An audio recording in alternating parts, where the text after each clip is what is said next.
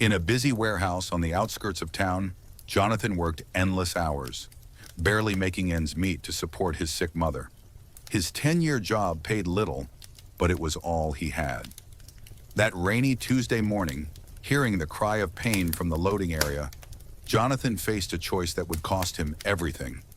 An elderly customer lay injured, and company policy strictly forbade leaving his station, but his heart wouldn't let him turn away. In those few precious minutes of helping her, Jonathan lost the job that kept his family afloat. As he walked home in the rain that evening, shoulders heavy with worry, he had no idea that 3 sets of eyes had witnessed his sacrifice. 24 hours later, the quiet morning sky filled with the roar of approaching jets, carrying people who had seen something in Jonathan that would transform his world forever. Hi everyone, welcome to Life's Touching Stories. Today I'm excited to share a new story with you. Jonathan lived in a small apartment with his mother, who needed regular medical care. Their walls were bare, but their bond was strong. Every morning he woke up at 4 a.m. to make her breakfast before his warehouse shift. The warehouse job wasn't much, but it paid the bills. Jonathan worked in the loading area, moving heavy boxes for 10 hours a day. His co-workers often rushed through their tasks, focused only on meeting quotas. That Tuesday morning started like any other. The rain made the loading dock slippery. Signs warned customers to be careful, but the weather kept getting worse. Jonathan noticed an elderly woman slowly making her way toward the customer pickup area. She carried a small receipt in her shaking hands. The wind whipped around her, making her unsteady on her feet. Jonathan watched from his station, feeling uneasy about her safety. "Ma'am, please be careful," he called out, but his voice was lost in the wind. Then it happened. Her foot slipped on the wet surface, and she fell hard onto the concrete. Jonathan heard her cry of pain. The rule book was clear. Workers must stay at their stations during shifts. 3 warnings in his file meant one more mistake would cost him his job. His supervisor's voice rang in his head from yesterday's meeting. "Your station is your responsibility. Leave it, and you're done here." But the woman's pained sounds grew louder. Other workers turned away, pretending not to notice. Jonathan looked at his station, then at the fallen woman. His mother's face flashed in his mind. What if that was her, lying there alone? Without another thought, Jonathan ran to help. The woman clutched her hip, tears mixing with rain on her face. "Try not to move," he said softly, kneeling beside her. He carefully helped her sit up, shielding her from the rain with his work jacket. "My name is Jonathan. Are you hurt badly?" The woman nodded, her hands trembling. Jonathan pulled out his phone and called for medical help. He stayed with her, holding his jacket over her head. The minutes ticked by slowly as they waited for the ambulance. From the corner of his eye, he saw his supervisor marching toward them. Mr. Carter's face was red with anger. "Jonathan, get back to your station now." "Sir, she's hurt. I can't leave her alone in this rain," Jonathan replied. The woman gripped his hand tighter, frightened by the supervisor's harsh tone. "This is your final warning, Jonathan. Get back now, or you're fired." Mr. Carter's words cut through the rain. Jonathan looked at the scared woman, then back at his supervisor. "I'm sorry, sir, but I won't leave her." Jonathan's voice was quiet but firm. The woman squeezed his hand in gratitude. Mr. Carter pulled out his clipboard. "Then you're terminated. Clear out your locker after the ambulance arrives." He stormed away, leaving them in the rain. The paramedics came soon after. As they helped the woman onto a stretcher, she reached for Jonathan's hand one last time. "Thank you, young man. You're an angel." Jonathan watched the ambulance drive away. His clothes were soaked, and his heart was heavy. That job was everything. How would he pay for his mother's medicine now? From a black car parked across the lot, 3 people watched the scene unfold. None of them said a word, but their eyes followed Jonathan as he walked to clear out his locker. Jonathan walked home in the rain, his work belongings in a small box. His hands shook as he dialed his mother's number. "Mom, I need to tell you something." His voice cracked. His mother listened quietly as he explained what happened. "You did the right thing, Jonathan. We'll figure something out," she said softly, but he heard the worry in her voice. That evening, Jonathan sat at their small kitchen table, looking through job listings on his old laptop. His mother's medicine bottles lined the counter, a reminder of what was at stake. Maybe the grocery store is hiring, his mother suggested, placing a cup of tea beside him. Before Jonathan could answer, his phone rang. An unknown number flashed on the screen. "Is this Jonathan?" A woman's professional voice asked. "This is Margaret Blake from Blake Industries. We'd like you to come in for a meeting tomorrow morning." Jonathan's heart skipped. Blake Industries was one of the biggest companies in the country. "I think there's been a mistake." "I'm just a warehouse worker," he replied. "No mistake, Mr. Jonathan. A car will pick you up at 9 a.m. The address is already being sent to your phone." The call ended before he could ask more questions. His mother watched him with curious eyes. What was that about? Jonathan shook his head, confused. "I'm not sure. Some big company wants to meet me tomorrow." That night, Jonathan couldn't sleep. He checked his phone repeatedly, making sure the message was real. The address belonged to the local airport's private terminal. Morning came quickly. At exactly 9 a.m., a black car pulled up outside their apartment. The driver opened the door for Jonathan, who felt out of place in his best shirt and old dress pants. As they drove to the airport, Jonathan noticed 3 private jets landing. Their silver bodies gleamed in the morning sun. The car headed straight toward them. "We're here, Mr. Jonathan," the driver announced, stopping near the largest jet. A group of people in business suits stood waiting. Jonathan recognized one face immediately. It was the elderly woman from yesterday, but she wasn't in pain anymore. She stood tall, smiling warmly at him. Beside her were 2 men in expensive suits, watching Jonathan with intense interest. "Welcome, Jonathan," the elderly woman smiled. "I'm Catherine Blake, owner of Blake Industries." Jonathan's mouth went dry. He'd helped the CEO of a billion-dollar company.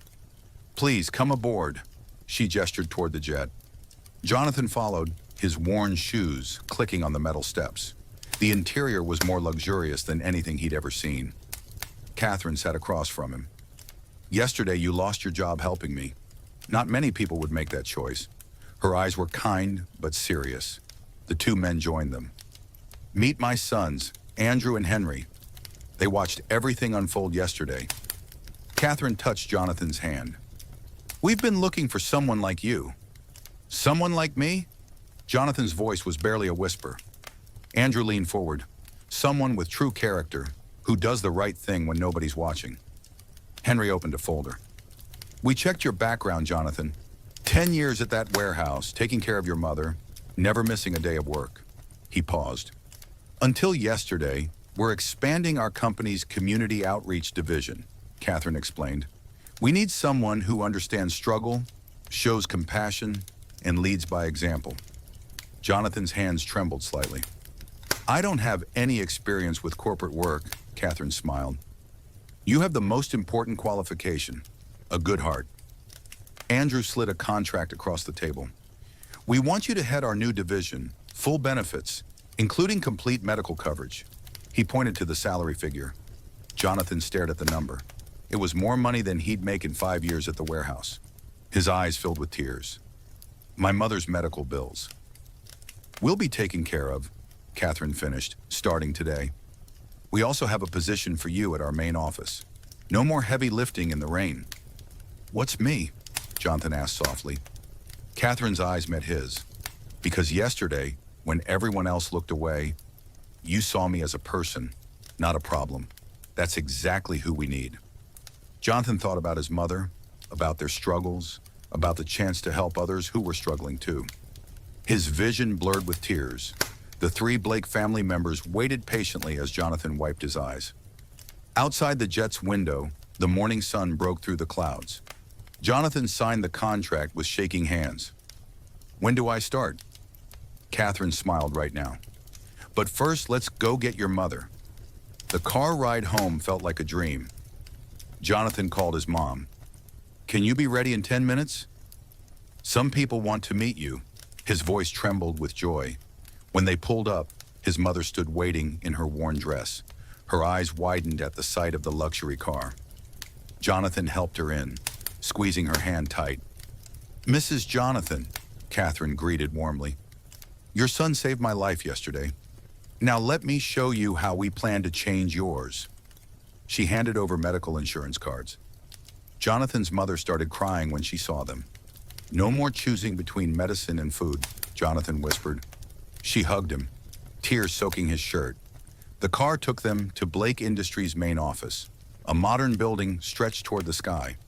Inside, employees stopped to watch their group pass. They entered a large office with city views. "This is yours now, Jonathan," Andrew said. "Your team starts Monday. First project, creating programs for struggling families." Henry pointed to another door. "In through there is your mother's new job if she wants it. Our employee assistance department needs someone with a kind heart." Jonathan's mother covered her mouth in surprise. "Me? But I haven't worked in years because of my health." Catherine touched her shoulder gently. "Flexible hours, full benefits, and a chance to help others facing similar struggles. Your experience is valuable to us." Catherine's words made both cheer up again. "A more thing," Andrew added. He handed Jonathan another set of keys. "Your new apartment is near the office. 2 bedrooms, fully furnished." Jonathan looked at his mother, seeing hope replace worry on her face for the first time in years. "Thank you isn't enough," he managed to say. Catherine shook her head. "You showed true kindness without expecting anything in return. That's the kind of person we want in our company family." Outside the office windows, the same warehouse where Jonathan had worked yesterday was visible in the distance. But now, instead of marking his limits, it reminded him of the moment that changed everything. 3 months later, Jonathan stood in front of 50 new employees. His suit fit perfectly now, but his heart remained the same. "Welcome to Blake Community Care," he smiled. His program had already helped hundreds of families. Today, they were opening 5 new centers across the city, places where struggling people could find support. His mother worked down the hall, her health improving each week. She ran a support group for families dealing with medical hardships. Her story gave others hope. Every morning, Jonathan walked through the lobby where photos hung on the wall. They showed people whose lives the program had touched. Each face reminded him of that rainy day. Catherine visited often, watching proudly as Jonathan's department grew. "Remember when you asked why we chose you?" she said one day. "Look around. This is why." He thought about Mr. Carter, his old supervisor. Last week, the warehouse had applied to partner with Blake Community Care. Jonathan approved their application personally. "Some people measure success by what they get," Jonathan told his team. "We measure it by what we give." The words came from his heart, just like that choice in the rain. His mother joined him for lunch each day. They sat by the window, sometimes looking at the warehouse in the distance. "Life is funny," she would say. One moment of kindness changed everything. That evening, Jonathan visited one of their new centers. A young woman was helping an elderly man with his paperwork. She looked up, smiling. "I almost got fired last month for helping a customer. Then I found this job." Jonathan nodded, understanding perfectly. He touched the Blake Industries pin on his suit. It reminded him that kindness, even when it seems costly, has power beyond measure. As he drove home, Jonathan passed the warehouse loading dock. The rain was falling again, but this time he smiled. Sometimes the hardest choices lead to the most beautiful changes. Love this story? Tap that like button and subscribe to Life's Touching Stories for more. Let us know how this story made you feel with a single word in the comments.